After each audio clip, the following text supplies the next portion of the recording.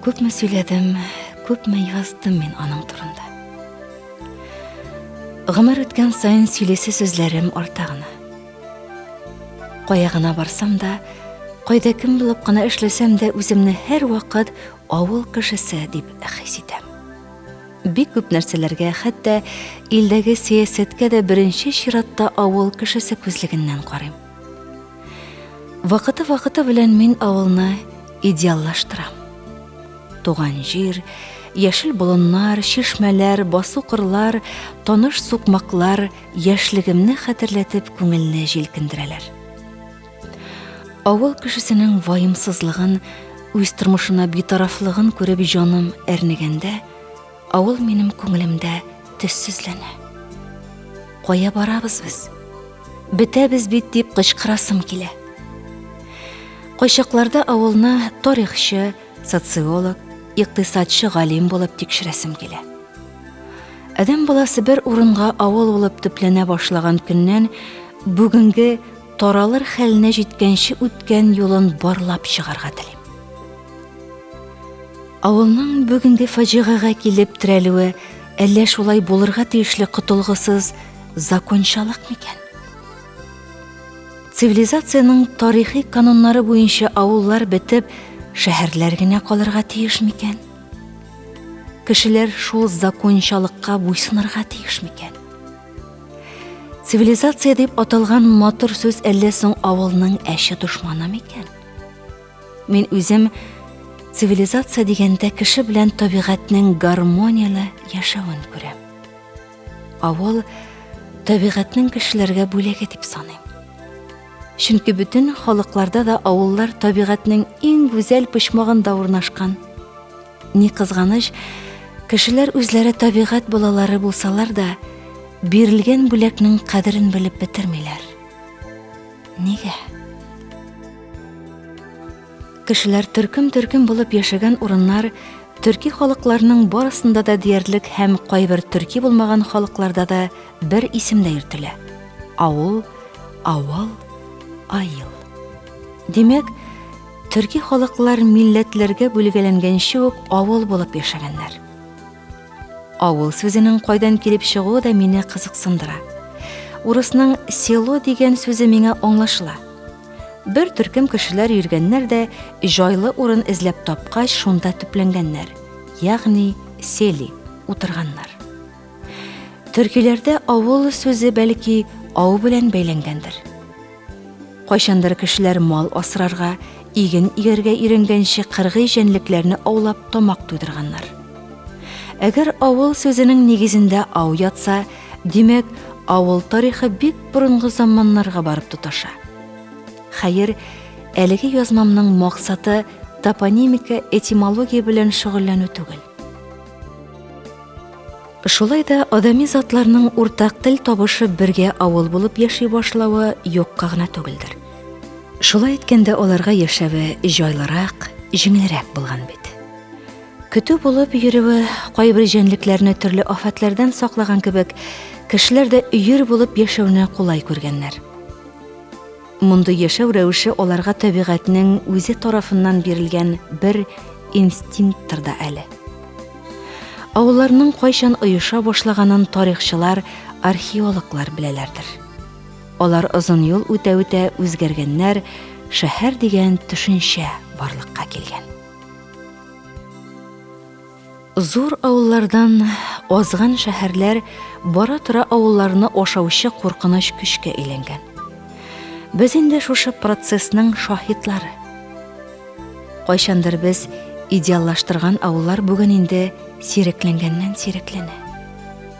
Аның тирәсендә табигать та кеше ярдәме белән ярлыланды, техник цивилизация бәреп кирип кешеләрне дә үзгәртте. Үз кабыгына бикләнеп, үзенең язылган һәм язылмаган законнары белән тыныч кына яшәп яткан авыллар таяк тыгып туздырылган кырмыска оясын хәтерләтә башлады. Хәле ничек авыл? Хәлне әйтә табан, савым, артым, җыем, артым, савым, мал каралтың, илең, тирес түгәр җирең, маңгайыңда тирең. төшкән тешләр кебек йортлар кимеп бара. Беренче сыйныфта быел 2 бала. Хәлең ничек, авыл? Ару гына булай, өйләрдә газ яна, абзар тулы маллар, телевизор ачсаң яңа сериаллар, онытылды күптән китап укыганнар. Өйләнмәгән буйдак ират урам тулы, кызларның уенда шәһәр кала юлы. Хәлең ничек, авыл? Түгел зарланырлык, өс бөтен, тамак тук, дөрес, акча бик юк. Бетмәс ахыры бездә крепостнойлык. Түләү натурлата, ярый кырбасудан иген пешән кайта. Кем ничек булдыра, шулай алып кайта. Хәлең ничек, авыл? Әлхәмдүлилләх, шөкер, авылак өйләр җыры, тальяннар моңа онытылды дисәм, бәгыреңә тисәм, кичер мине, дустым. Авыл булай исән. Сулар һава һәйбәт, сабан туйлар исән. Буласылар булган, кибәселәр кипкән. Туган нигезләрдә көлләр ирбеткән. Безнең күбебезне авыл кеше иткән.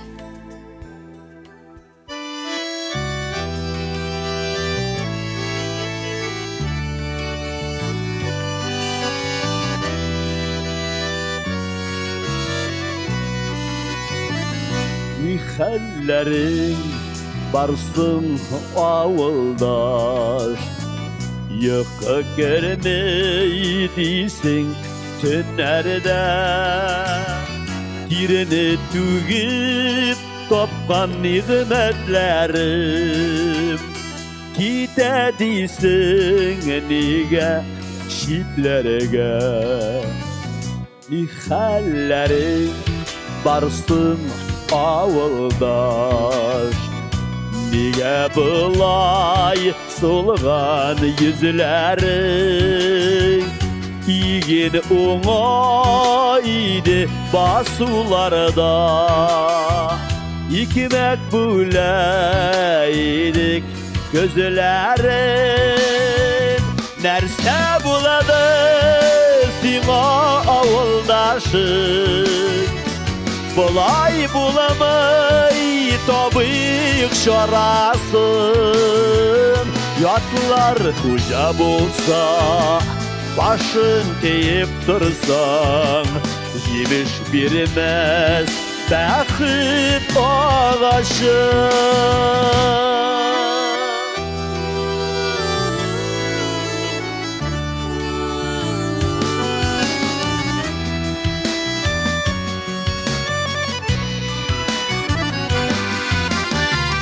Ни хәлләрең барсың авылдаш, рәте китте дисең дөньяның, дөрес юлдан китмәдекме әллә?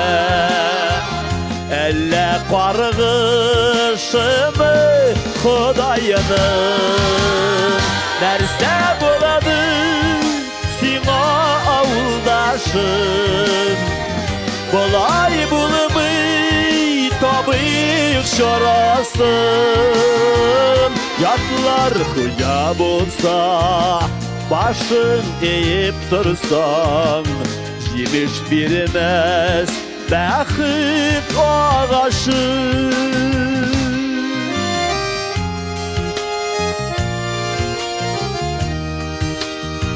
Нәрсә булды сиңа авылда?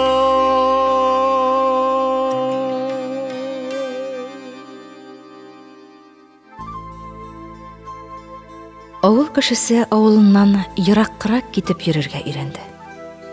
Зимагурлыкта ят гадәтләргә өйрәнеп, шуларны авылына ияртеп кайта башлады.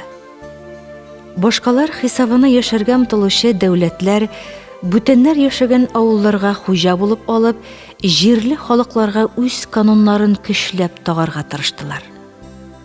Авыл карашырга маташып та, үз кабыгына тагын да ныгырак йомылып та сакланып калмакчы булды.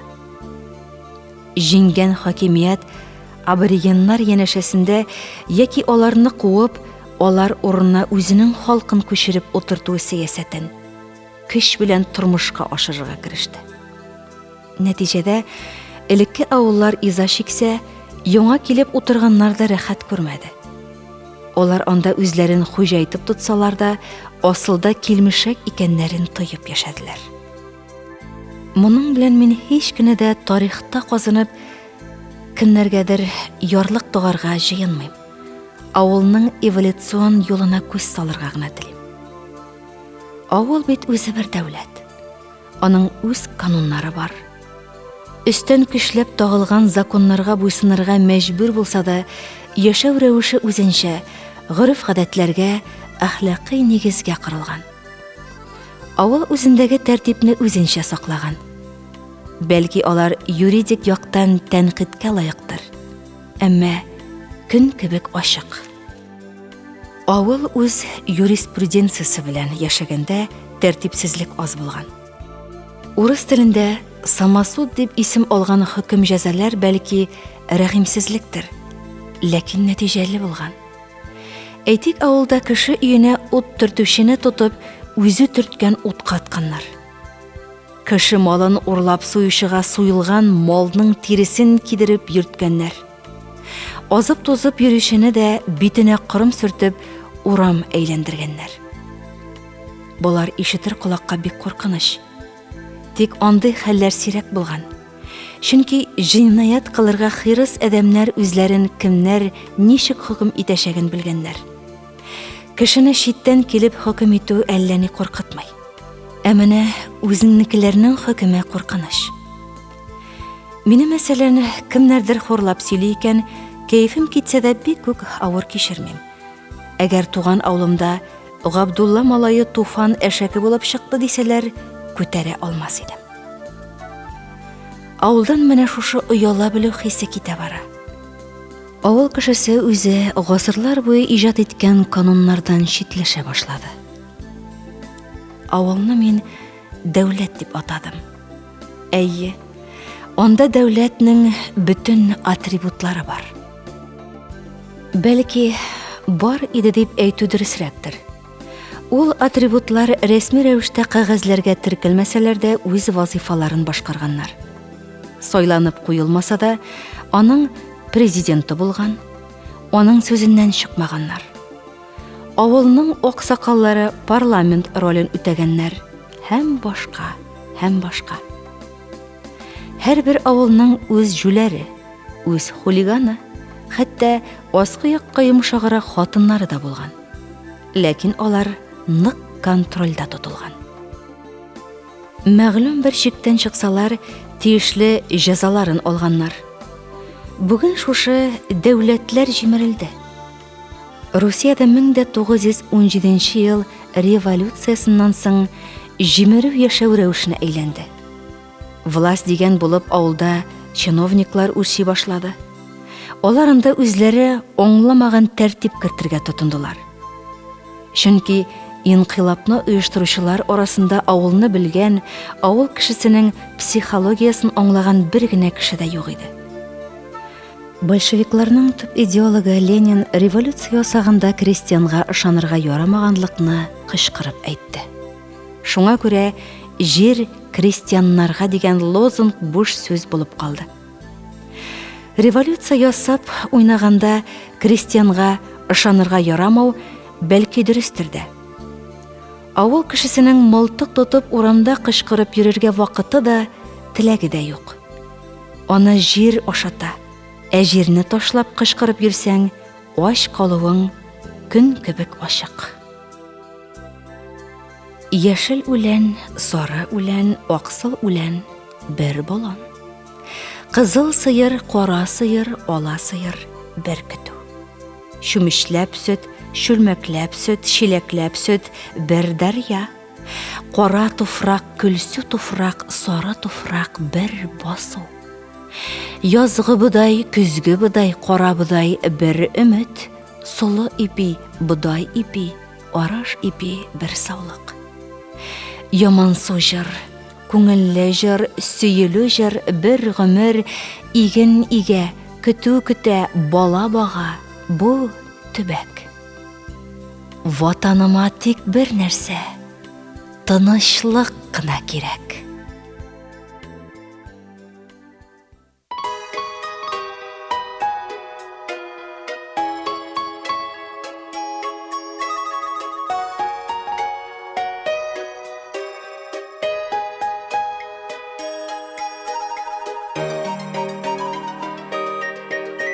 Тыңлалы, бір мұң ишетілі, ол мұңны мен ұтып алама. Сағышларны тезірек басар үшін, қауышауны күтіп қалама. Sağışlarını tizrek basar üçün, kavuşağını kütüp ağlama.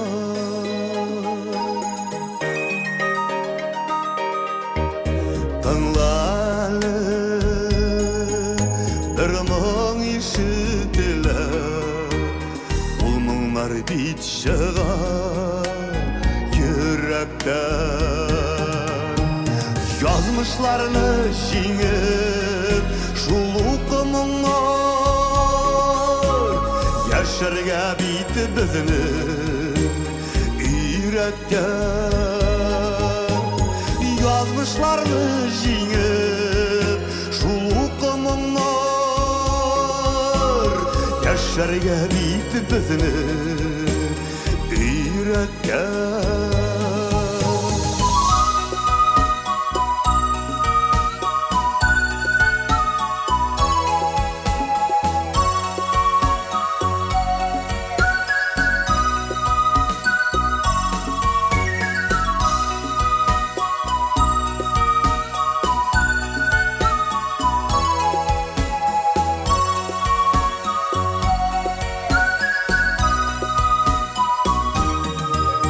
Tınlalı,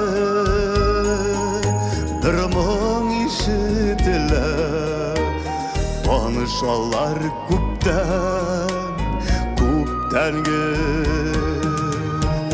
Tanış мұңлар аша сені күтем, yakın ite almayım бүтәнге. Tanış мұңлар аша сені күтем, yakın ite almayım бүтәнге. Yakın ite almayım бүтәнге. Tınlalı.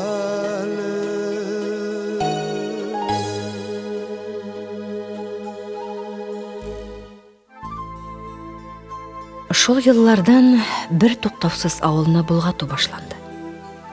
Аны ярлыларга, бойларга билеп куйдылар.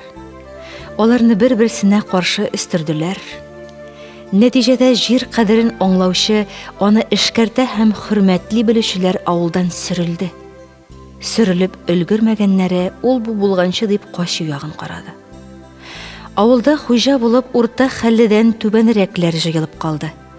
Ләкин аларның шактые хуҗа булырга өйрәнмәгән, тапканын кабып яшәүчеләр иде. Совет властына нәкъ шундый авыл кешесе кирәк иде инде. Өстәвенә, хуҗалык итәргә сәләтсез ярлы ябыгайлар авылның түрәләре булып алып, бүтәннәрне яшәргә өйрәтә башладылар. Кычкырдылар, җикеренделәр. Үзе тапканын саклабрак тотарга күнеккән кешеләрне талау авыррак булганга, колхозлар оештырып, җирне бөтен милекне хуҗасыз калдырдылар. Минеке түгел икән, аны җимерергә дә ярый, минеке түгелне урлау да гынах түгел. Элек урлашкан кешене үзе хөкем иткән авыл тоташ каракка әйләнде. Ул үзенең карак икәнлеген танымады. Әлбәттә, колхозныкын урлау хәтта егетлек саналды. Ә бит асылда ул бор түгел иде. Ул бары тик эшләгәне өчен түләнергә тиешлесен сорамыйча гына алып кайта иде. Власть башында утыручылар урлашуны туктатыр өчен әллә нинди җәзалар уйлап чыгардылар. Ачлыкка түзә алмыйча, балаларына ошатырга бер үч арыш алып кайткан аналарны төрмәләргә тутырдылар. Тик халык урлашудан туктамады.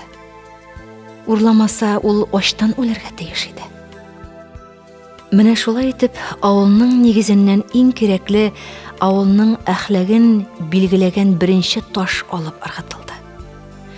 Бара-тора авыл төрле мәгънәсез экспериментлар ясала торган лабораторияга әверелде. Перспективасыз авыллар теориясы барлыкка килде. Үлмәскә тырышып тормашкан авыл кешесе соңгы өмөтен дә югалтты.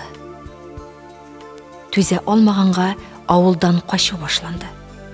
Шәһәр андыйларны көтеп тора иде, чөнки аңа арзанлы эшче кешеләр, рабсила кирәк иде.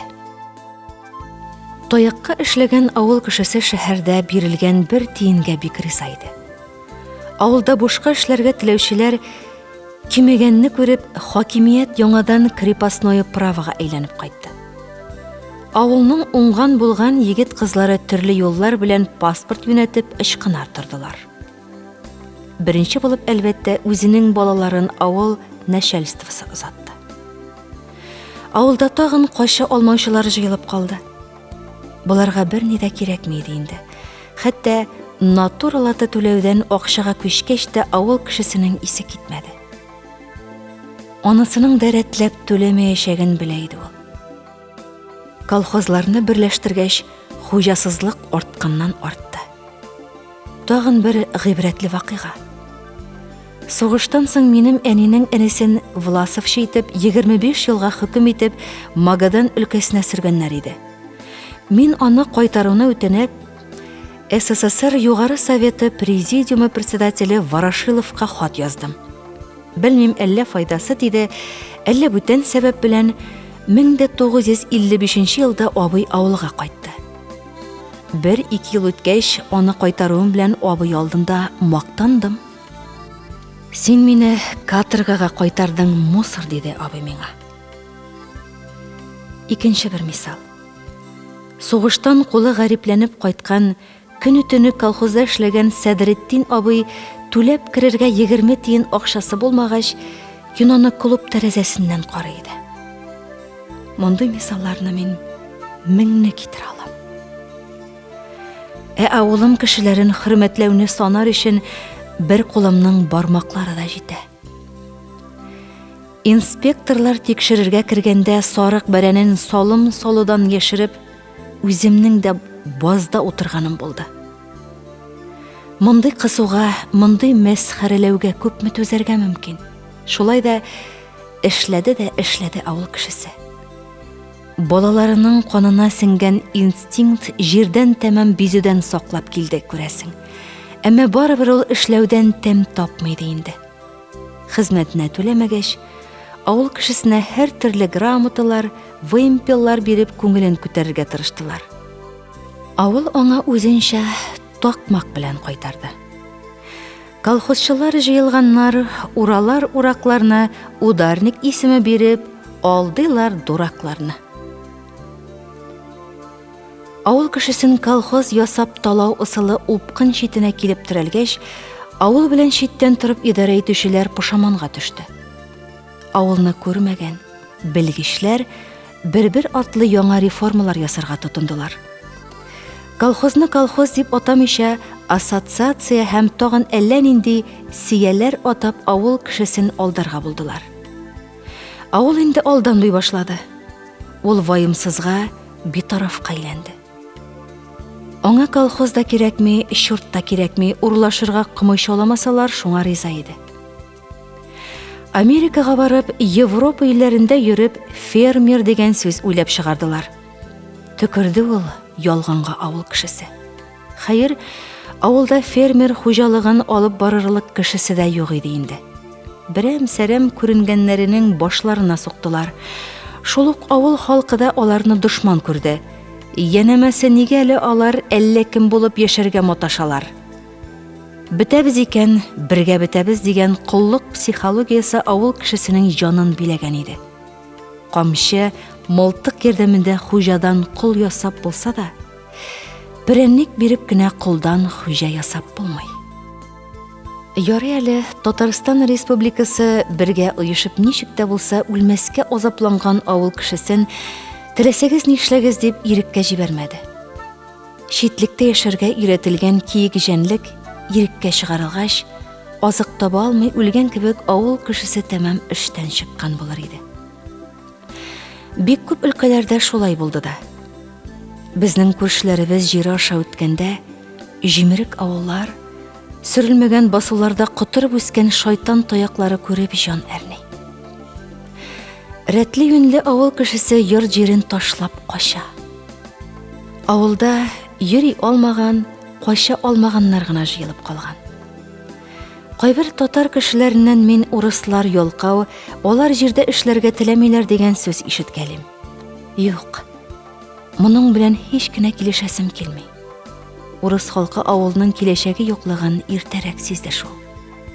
Ә сизенеп бетмәгәннәрнең авылдагы тормышы Ходай күрсәтмәсен. Авыл йоклый. Айда кунаклаган каршыдагы каен башына. Төн кышының соло партиясе шикерткәләр хорына кушыла. Авыл йоклый. Көндез җирне кышып елаган җил бардан юк булган, төн сихере җиргә җәйлегәндә, чынбарлыкның чиге җуелган. Авыл йоклый. Авыл изрәп йоклый, баш астында үткән тетрәүләр, мондый төндә җаннар бер кайгысыз булмас кебек яңа күкрәүләр. Авыл йоклый. Карт өянке генә авыр сулый, никтер йокламый. Огай җаны ни әйтмәкче була? Сызлануы бу өн юккамы? Авыл йоклый, юк бер ут чаткысы, бер яктылык, күктән иңгән нур, әйтерсең лә безне бездән яклап, безгә сузылган кул китәр юл.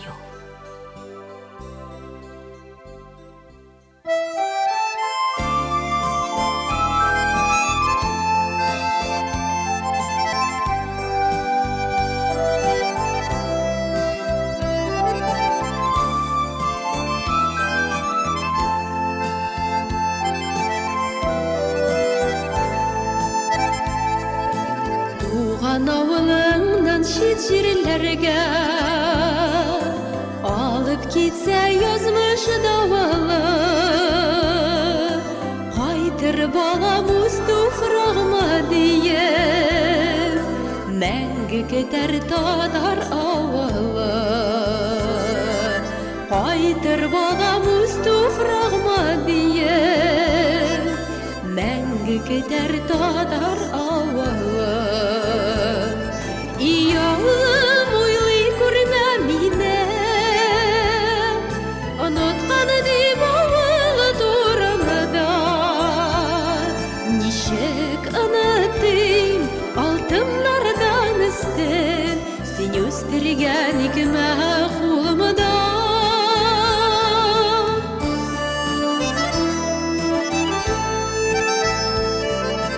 Җырлаганда авыл җылаганда, заманнарның килгән шавыры, күз яшьләрең булып ага кебек, чишмәләрең татар авылы.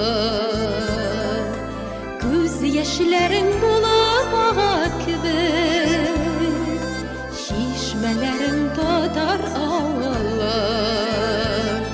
Iyağım uylay күрмә мине, оныткан дип авылы турында. Ничек онытыйм алтыннардан өстен, син үстергән икмә кулымда.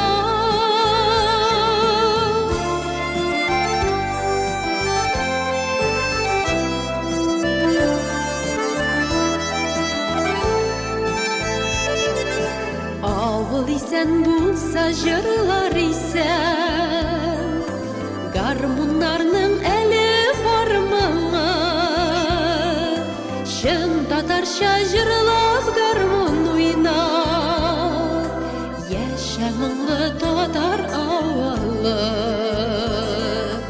Жын татарша жырлап гармун уйнап, яшә моңлы татар авылы.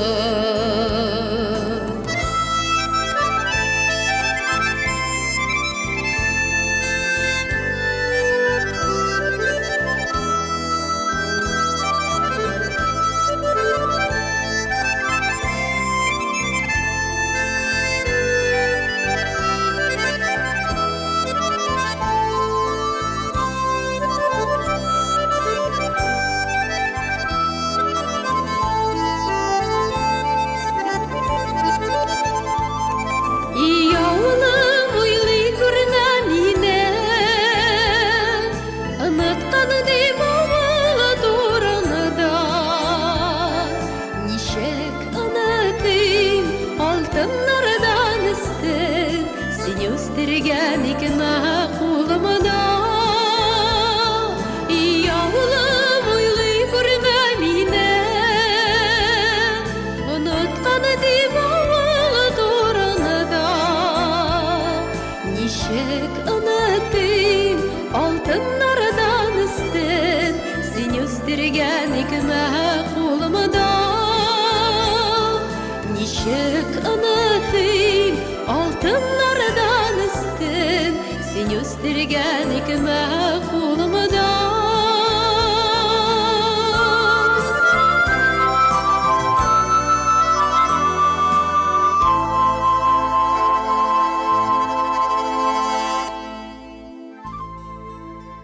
Шыннан да эшләмиләр. Бу протест. Авыл кешесенең җәмгыятькә протесты. Бойкот белдерүе. Һәрбер кеше протестны үзенчә белдерә. Кемдер хаклык даулап урамга чыга, кемдер кача, кемдер эчүгә сабыша. Дөньясына кул селти. Эчү дигәннән авылда ул ширнең куркыныч афәткә әйләнүен язып та тормый. Авыл кешесе эчәргә үзе өйрәнмәде, аны өйрәттеләр. Исерек кешене эт итеп сүксәк тә, аның белән идара итү җиңел бит. Акылы томаланган кешене кыйнап та эшкә куып була. Каршына шешә куеп юмалап та. Эше әлбәттә әллә ни булмый инде булуын. Аның каравы эшләгән кадәресен дә түләмисең. Ойнаганда андый-мондый тавыш чыгарырга җыенса, молчи алкаш дип куугын тиз шиндерәсең. Шәче вакытында пешән өстендә урак шырында басуга механизаторларны сыйларга күпме аракы ташылды. Бүген без шулардан әхлак таләп итәбезме? Безнең авылның Касим абый әйтмешли, алай булмый ул, брат. Ярый, демократларга кушылып, социализмны эт итеп сүктек. Бүген ничек? Бәлки Ленин, Сталин, Хрущев, Брежнев бабайларның ялгышларын аңлап, шуларны төзәтергә җыенабыздыр. Тот капчыгыңны. Авылда тагын 100 төрле реформа, ваучер дип аталган мошенниклыктан соң авылда пай дигән нәрсә пәйда булды. Бу шигән хатыны кулындагы карта кебек ничек кенә булгатсаң да барыбер алдый. Кагазда ул пай бар. Әгәр инде шуны күрсәтеп, җир кишәрлеге алырга теләсәң, тәмухның 7 катын үтеп чыгарга кирәк. Авыл кешесе пай кагазын тотып йөри дә кул селти. Хәер, җир алып та нишли ала инде ул. Сатып эшсә генә инде. Авыл халкын талауның яңа ысуллары барлыкка килде. Бу урында иң яхшы сүзне авыл кешесенең үзенә бирүдер. Безнең авылдан Венера Сәлимуллина сөйли. Туфан, кая бара бу дөнья? Син берәр нәрсә аңлыйсыңмы? Мин 20 ел буе көне-төне колхоз фермасында сыерлар карадым. Андагы каторга хезмәтен беләсеңме син? Бөтенесе кул белән эшләнә иде. Башта хезмәт көне дип аталган таякка, аннары акчалата бирелгән 3 тиенлек хезмәт хакына изелдек. Пенсияне дә шул тиеннәрдән чыгардылар. 1100 сум ала идем, ярый әле мәрхүм иремнең пенсиясеннән өлеш чыгаргач 1700 булды. Кыйналып, интегеп, тамактан үзеп үй салдык. Хәзер шул үй безнеке түгел икән. Аны кайдадыр теркәү өчен 1500 сум акча түләттерәләр. Әле бәрәңге җиренә дә түләү артачак диләр. Анысы да меңнәр белән саналачак ди. Электрга, газга бәя артканнан арта. Берәр акыллы кеше бармы бу илдә? Менә бу сорауга кем җавап бирә ала? Минемчә юк. Җирдә шуышучы бөҗәкне таптап үткәндә трактор аның сытылганын күрәмени? Авылның экономик хәле аның әхләгенә турыдан-туры бәйләнгән. Хәерченең әхләге дә хәерче була. Монысы инде экономик хәерчелектән дә куркынычрак. Шәһәрне ничаклыгына мактасак та, кешегә рухи ихтыяҗларын канәгатьләндерү өчен шәһәрдә мөмкинлекләр күп булса да, Русия халкының әхлаки бөтенлеген, камиллеген 1000 еллар буе авыл саклап килде. Әйткәнемчә, кешене кеше итеп яшәткән язылмаган законнар авылда формалашты. Шәһәр күзлегеннән караганда, бәлки алар патриархальдыр. Көнбатыш цивилизациясына туры килмидер, артта калгандыр. Юкка гынамы Русияда авыл тормышын белеп, аңлап, борчылып язган талантлы урыс язучыларын деревенский дип атадылар. Бу үзенә күрә аларны түбәнсетү, мыскыл итү иде. Деревенскийлар үз чиратында шәһәр тәрбиясе алып, алга киткән төссез, милләтсез әдәбиятны кабул итмәделәр. Гомумән, авыл һәр вакыт шәһәр белән ярышып яшәде. Авыл яшьләре шәһәрдәге тиңдәшләренә пижон, кыланчык, базда үскән бәрәңге итеп карыйлар. Шәһәр яшьләре өчен авыл малайлары, кызлары деревня, лапоть, томана булып кала бирәләр. Шунысы кызык. Алар икесе дә хаклы. Соңгы 80-90 елда шәһәрнең авылга тәэсире көчәйде. Шәһәр цивилизациясының әйбәт ягы күпме сеңгәндер авылга, әмма начар ягы авылны тәмам бозды. Нәсел-нәсәп таралды. Гаилә бөтенлеген тәэмин иткән 3 буын булып яшәү бетте.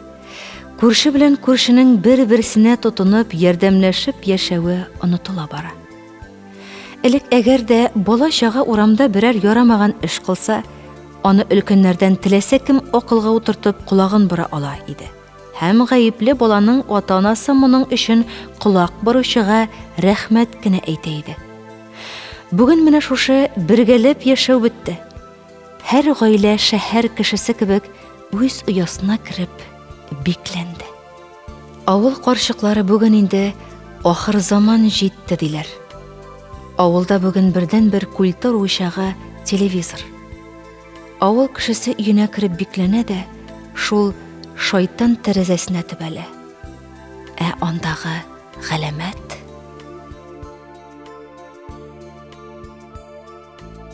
бар да белә. Әгәр чынлап сөйсәң, юлны бүлми җил дә, давыл да. Ник соң алай булгач ярты елга бер кайтабыз туган авылга? Атна сайын кутупларга сәфәр, космосларга очкан булабыз.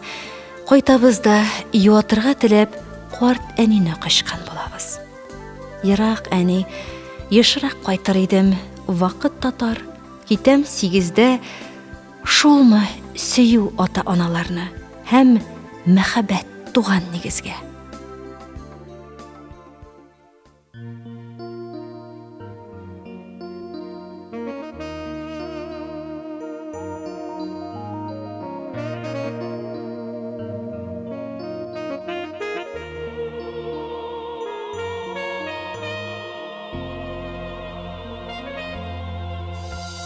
Газизләрдән газиз туфрак, изгеләрдән изге нигез, туган җирнең газизләре нигезләрдән безде дибез. Илдәшләр, нигездәшләр, кайталмыйбыз нисез нибез, көтә белән туфрак белән тигезләнгән осман нигез. Илдәшләр, нигездәшләр, кайталмыйбыз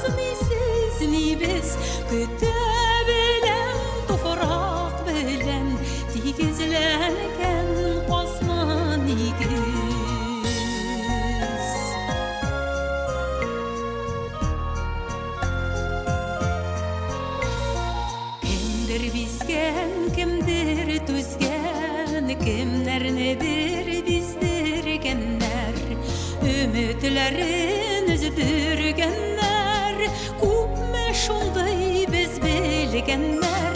Ey ildeşler, nigizdeşler, koytalmaybız ni siz ni biz, küte bilen tufrak bilen, digizlengen osman igiz.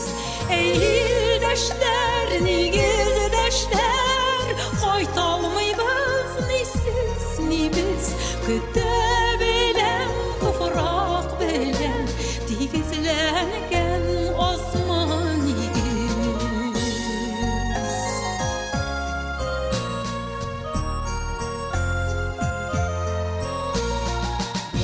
Ergelene, üzgelene, bağırları gitkenlerinin, göz yaşları dökkenlerinin, şiirine uz etkenlerinin. Ey ildeşler, nigizdeşler, koytalmaybız ni siz ni biz, küte bilen tufrak bilen, digizlengen osman igiz. Ey ildeşler, nigizdeşler, koytalmaybız ni siz ni biz, küte bilen tufrak bilen, digizlengen osman igiz. Küte bilen tufrak bilen, digizlengen osman igiz.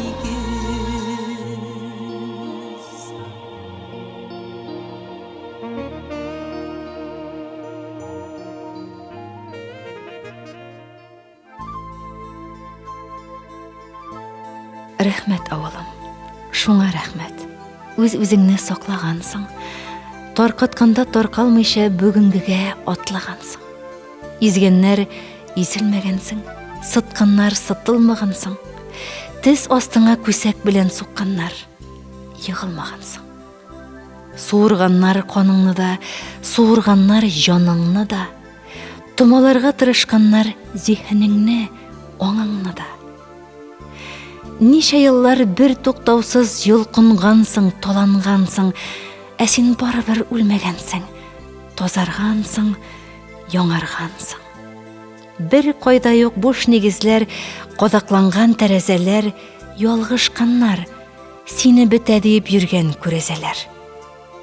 Урамнарда үләнең бар, бәпкә йөрер ширемең бар, кырларыңда иген шаулый, синең әле кирәгең бар. Рәхмәт, авылым. Шуңа рәхмәт, үз-үзеңне саклагансың, яман еллар ташуында бер чүп булып акмагансың. Авыл тормышын бары тик кара буяу белән генә сүрәтләвем ихтимал кайберәүләргә ошамас. Бигрәк тә безнең республика җитәкчелегенә. Алар урында булсам, минем үземә дә ошап бетмәс иде булай язу. Чөнки җитәкчеләр тырыша. Тегеләй итеп, булай итеп авылны саклап калу турында уйлый. Шуңа күрәдер бездә буш яткан җирләр бик аз. Уңыш та шактый югары алына. Авылга юллар салырга тырышалар, мәктәпләр төзелә. Мин беләм. Татарстандагы һәм Русиядәге кайбер татар авыллары үзләрен-үзләре резервацияләп сакланып калмакчы булалар. Мәсәлән, Пенза өлкәсендәге Урта Әләзән авылы үз-үзенә бикләнеп, элек-электән килгән әхлак нормаларыннан читләшми. Бозыклык аңа үтеп керә алмый. Тфу-тфу, күз тимәсен. Тик булар куанычлы факт булсалар да, Русия авыллары өстенә килгән цунамины туктата алмыйлар. Аның өчен Русия дәүләте күләмендә уйланып, авылның киләчәге өчен ихлас борчылып, авыл кешеләре белән берлектә экономиканы әхлак белән бәйләгән система төзергә кирәктер. Тик булар авылны аңламаган һәм аңларга теләмәгән акчалы реформаторлар булмасын иде. Чөнки аларга Русия авылларының кирәге юк. Җире кирәктер. Чөнки җирдән продукция аласы бар. Хәер, анысына да әллә ни исләре китми бугай. Шит илдән саталар да алалар. Безнең продукцияның үз кыйммәте югары имеш. Югары булмый нишләсен, аның югары булуы өчен ничә еллар тырышабыз лабаса. Аның югары булуы бүген шәһәрдә яшәп, авыл белән идара итүчеләрнең күпләрен канәгатьләндерә. Шуңа күрә, ни кызганыч, мин авылның перспективасын күрмим. Авылда кешеләр кимегәннән кими, авыллар кешерәгәннән кешерәя.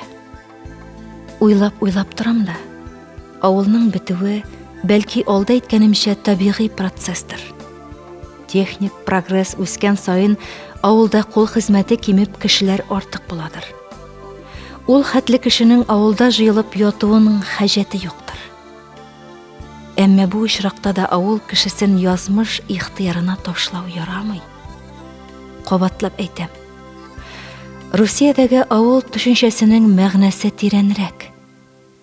Русиянең әхлаки нигезен, бөтенлеген, милли төсмерләрен саклаган төп терәк. Әлеге авылның киләчәге нинди булар? Бу турыда хәтта фараз да кыла алмыйм. Мин мәкаләмне хуш авылым дип атадым да сорау билгесе куйдым. Өметемне үзәсем килми.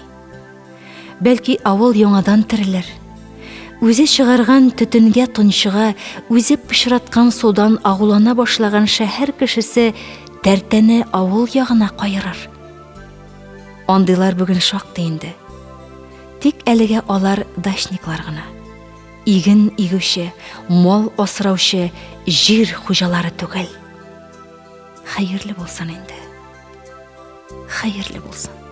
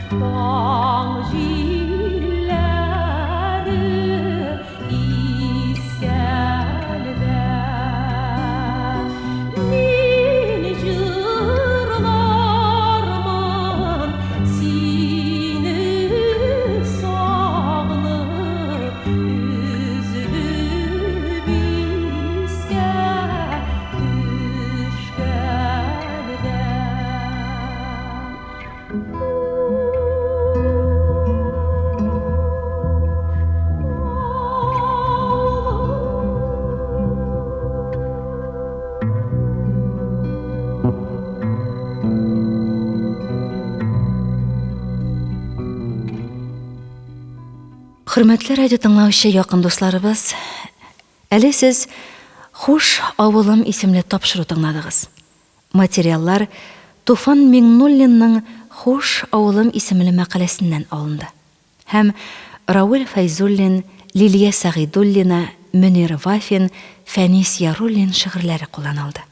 Инде музыкаль яктан Салават Фәтхетдинов башкаруындагы «Нәрсә булды сиңа авылдаш», Нәфкать Нигъматуллин башкаруындагы «Тыңла әле», Зөлфия Гайнуллина башкаруындагы «Татар авылы», Фәнүнә Сиражетдинова башкаруындагы «Нигезләр» һәм дә Римма Ибраһимова башкаруындагы «Хуш авылым» исемле җырлар бизәде.